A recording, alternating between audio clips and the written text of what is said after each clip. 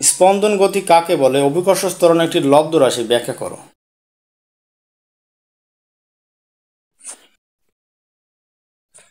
পর্যাবৃত্ত গতিসম্পন্ন কোনো বস্তু যদি পর্যায়কালের অর্ধেক সময় কোনো নির্দিষ্ট দিকে এবং বাকি অর্ধেক সময় একই পথে তার বিপরীত দিকে চলে, তবে ওই বস্তুর গতিকে স্পন্দন গতি বলে।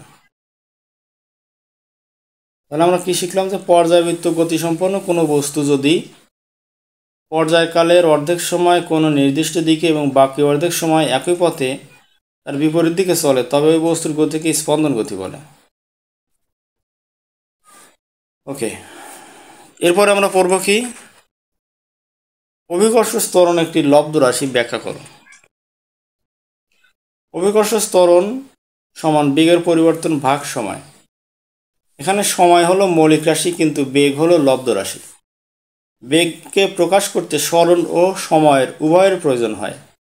অভিকর্ষ ত্বরণ সমান সরণ ভাগ সময় গুণন সময়।